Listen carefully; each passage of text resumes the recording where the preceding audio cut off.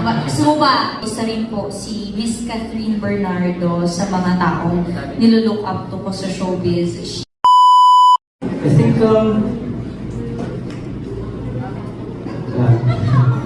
I think, hindi naman siguro kasi kung minsan kapag may ka-work ka, di ba, for example, may love team ka, I think it's easier na parang since lagi kayo magkasama, di ba, na nasa eksena kayo, nasa teleserye kayo, meron kayo endorsement, so magkasama kayo. So parang minsan ako isip ko lang din, mas madali siguro yung gano'n. But of course, Hindi mo na alam parang gano'n eh. yeah, but you know, of course, ako naman, syempre, yung mga gano'n, kanabay naman talaga eh. Ikaw ba? Hindi, iba yung tanong sa akin. Di ba po? Iba po yung tanong.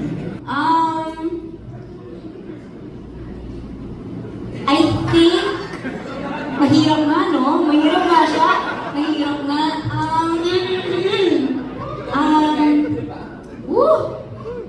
Para sa akin, sisigundahan ko si David. Mas madali siguro ang magiging trabaho namin as love team kung kami talaga sa totoong buhay. Pero siguro malaking bagay kasi na we've built this very strong friendship within the love team, within the partnership. Kaya hindi na rin ganun kahirap for the both of us to work together. And to answer your question po, na if single ako, is there a possibility? Sinong makakapagsabi, hindi ba? Siguro, ask me again when we get there, tita. Kasi sa ngayon, I don't think I have the right answer to that. Naman talaga yun, di ba? Kahit naman siguro ako, ganda yung isipin ko. Siyempre, sa dami nilang dalawang eksena, bakit di sila nagkakainawan? So I think it's normal naman to say. So it's a yes. So parang you're speaking from the point of view of Madam, parang gano'n, na iniisip niya yung iniisip mo. Kung makakita ka rin ng love team na sobrang ganda ng chemistry, tama ba? Ayun daw po. O, di ba? May translator. I think hindi naman ako masyadong pressure dahil napakagaling Barbie na actress. Siyempre, kumbaga, talagang kunwari magka-eksena kami, may isip mo na in love siya sa akin sa scene, di ba? Kasi napakagaling na yun. So, ayun, pero wala namang pressure. Wala namang pressure. I'm super happy na ka-love din ko sa Barbie dahil marami akong natulan sa kanya. Di ba? Tapos ang ganda-ganda, Di ba, meron siyang Barbie, meron si David na signature pakilig pose. Like, pag nagpapakute siya, tama ba direct? Tinataas niya yung hila. Mga ganun siya. Yeah, tama mali. Hila? Ano? Tuntas ang hila mo. Ako naman po to answer po your question. I think yung pressure ay to maintain po yung love team, yung lakas ng love team. Kasi simulat sa pool naman po, unexpected naman po na mag-pick up yung team up naman po namin. So I guess yung pressure is coming from kung paano namin siya ma-maintain. At sana masulit namin ang partnership na ito, hindi ba? At wag mawala yung aming friendship kahit na siguro in the future ay magkaroon kami ng iba't ibang work, hindi ba? Mas yun po mas yung friendship and yung pagiging consistent ng love team namin. So siguro, it helps na parehas kami ng management where we are both under Sparkle of GMA Network. Kaya parang nag-guide nila kami ng maayos sa mga proyektong tatanggapin namin as a love team po. Pero ako lang, I will speak from the heart. Pareho kinikilig. Kasi sa shooting namin, kinikilig ako sa kanilang dalawa even off-screen. Which was the same with sila Kat. So, pareho, nakakilig. Kaya nga gusto kong matuloy, pero no disrespect to your love, the love of your life. Hello, Jack. Nice to meet you. Alam ko na, ginugay ko na siya, wala lang signal, pero kaya, hello, Jack. Pero kinikilig talaga ako, sorry. Wala ka talaga nakikita po na kaya, even kay Barbie, the way she has or something. And They're the way- both nice. Pareho naman she's just whiter than Kathy, but they're all nice. They're all beautiful women. They're like my children talaga. Walang pinagkaiba. And I love that the actors of today, the Gen Z, has learned to show respect. Kasi there was a batch, I don't remember which batch, pero nawala yung respeto sa mga nakakatanda. Alam mo, sabi ko nga, if you cannot respect the person, respect the age na lang, diba? Pero these youngsters, they're also nice. Wala akong masabi, parang inaral nila at sinapuso nila kung anong importante sa buhay, respeto. And I love that for all of them, all of these young kids who I've worked with. Yeah. The kind of love that I have for David is, ano siya, hindi agad-agad. Pero nung na-reach na namin yung level of friendship na kailangan namin to make the partnership work, the love I have for David is more like, feeling ko mas nagiging taga-guide, ganyan, yung taga-support, hype man ba tawag doon. Na-experience ko yun na nag-Canada kami, nag-sparkle tour kami sa Canada, na parang I really went out of my way to support him on stage, as we all know na medyo mahihain ng ating Ginoo. So, yun, I think it's more of that. It's more of showing my support sa kanya, sa abot na makakaya ko pag magkasama kami, para mas mag-work yung love team namin. And David? For me naman, na just reciprocate dun sa support na binibigay niya sa akin. Hindi naman niya kailangan talagang supportahan ako, but she still does. So, super appreciate that. And, ayun, tsaka, think about it. Like, sabihin natin 20 years from now, like, my name is actually attached to Barbie still. Because search Barbie Fortes na lalabas din yung company. Sa Google-related search. There's really... Research mo ba ako? Secret! Secret din mo. Pero ito, di ba? So, yeah, I truly value Barbie as a friend and as a co-worker. And, yeah. Pero balikan ko lang, kasi nga syempre, when there is support, kahit pa paano there is love, di ba? So, hindi ba kayo napo-confuse dun sa kind of support and care you have for each other?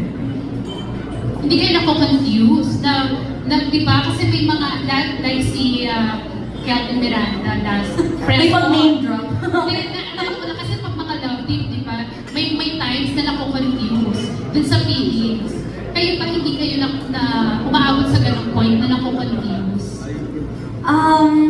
Siguro, one of the things I'm thankful for na nakapasok ulit ako sa love team is I got paired in a love team at this age, sa edad ko. Kasi syempre, nag-mature na rin naman ako as an actress, and this is not the first time na may naka-love team ako. So, over the years, natutunan ko na ako paano magtrabaho sa isang love team para hindi, alam mo yun, like, hindi maging confusing. Pero, I totally understand po where you're coming from. Talaga nga naman makaka-confuse siya, hindi ba? Para sa mga bagong artista na biglang kilig-kilig agad, diba? Tapos magiging love team. Siguro ipagpapasalamat ko na rin na marami na rin akong naging love team before. Kaya medyo na-train ako, kumbaga, na talagang work tayo. Parang na-separate mo na. Yes. At saka, I'm always blessed with good people to work with. Fortunately, I'm really grateful for that. Si David kasi yung tipo ng love team na he doesn't really take advantage of me. Alam mo yun, yung parang just to make the love team work, parang liligawan ka, yung ganon, para lang sa image, para lang may ma-issue kayo na, ay, nililigaw, wala siyang ganon. napaka-totoong tao niya, napaka-genuine. Yung care niya para sa akin, alam mong hindi naman siya flirting. Talagang sincere lang talaga siya towards me. At saka yung friendship naming dalawa, wala naman talagang mali siya. Kaya mas masarap magtrabaho. Mas komportable kami sa isa't isa kasi may ganun din kaming assurance na hindi namin pababayaan ng isa't isa. And we won't get confused along the way. Ayan, si David ba nakukonfuse din? Nakukonfuse ka ba? Hindi naman, gaya ng sinabi ni Barbie, we're really good friends and we support each other, diba? And actually, blessed ako na si Barbie yung love team ko. Sabi nga niya, I don't take advantage of her, diba? Eh, siya din naman, hindi naman nag-take. Parang nalungkot ka. Gusto mo ba? Sige nga. Joke lang yun. Yes. Yung next question ko for David, kasi kanina parang hindi mo maamin yung about your personal life. Siyempre, alam namin si Barbie, may boyfriend na. Ikaw, hindi mo masabi kung single ka. Pero do you find it hard na being in a love team na makahanap ng girlfriend outside of showbiz or kahit sa showbiz dahil na-attach ka nga sa love team? Well, I think, I'm not saying I'm single. For sure naman nakita niyo siguro sa social media, di ba? So I think it's just what you see is what you get. You know, I mean, I don't want to disclose anything. Yeah. So, Pero meron. basta what you see is what you get, di ba? Mali mo, maglakad-lakad kami kung meron akong kasama. Hindi mo masabi, di ba? So, kasi it's a private life na I don't wanna, yeah. It's because you want to protect the girl. Ganun ba yun? Kasi syempre kami mga fans. Tingin mo ba? Di sana tinanong ko rin yung sarili ko, di ba? Yeah, of course. Siguro. Siguro speaking on behalf of David na lang, knowing him, siguro sa lahat sa atin dito, I would like to say na ako ang may pinaka nakakakilala sa kanya. And knowing him, he's a very private person. So just sitting here in front of all of you is a really big challenge na for David. Diba? So he's not the type of person to open up his personal life to all of you. Which we all find very challenging kung tayo man ang tumayo sa kanyang posisyon, hindi ba? So I think we would just like to ask for respect for privacy na lang po for people like David na gustong ihiwalay talaga ang kanyang professional life at talagang mag-bloom ang kanyang career, diba? Pero in fairness, Barbie, medyo nag-open up na nga ngayon si David compared to una na talagang isang tanong, isang sagot. Kaya naman, di ba, ang gaganda ng mga tinatanong nyo kasi nga naramdaman natin kanina Yes. lahat na giving siya today. Yeah. Habang ako actually, kanina. Feeling ko napipil niya close niya na yung press. Yes! Pinagkasarin na siya. Dami niyo kasi. Yung Actually, sorry Ate Janice to cut. Yung kayo nga pagdating niya dyan, sinilip niya muna talaga kayong lahat. Di ba, David? Mabait ba sila ngayon? Check niya muna, oo. Yes, introvert kasi ako. So I think kapag one-on-one, two-on-two, mas kaya ko makipag-usap. Pero like, I think talking in front of a lot of people gives me so much anxiety. Yeah. But I'm trying because it's my work. Yeah. Hindi naman halata, David. Siyempre magaling tayo mag-fake. Ano yung last question ko na lang. Ang watching you, Barbie, sa Hong Kong, parang hindi ko alam kung ako lang ba or may nakapansin din na parang the level of acting na nakikita ko sa iyo is similar to Miss Catherine Bernardo when she does rom-com movies. No? So ka mas na-pressure being compared to Catherine or yung laging tinatanong yung love team na parang pinipressure kayo to David na maging kayo?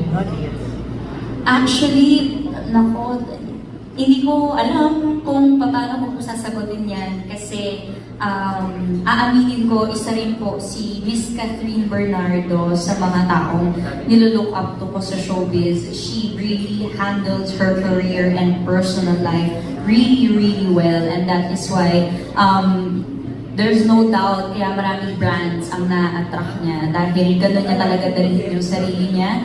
And so to be acknowledged or to be noticed na kahit papano ay parehas is syempre a very big honor for me. And sana nga magkatrabaho kaming dalawa dahil isa rin siya talaga sa mga gusto kong makatrabaho at isa sa mga ina-admire kong actors of our generation.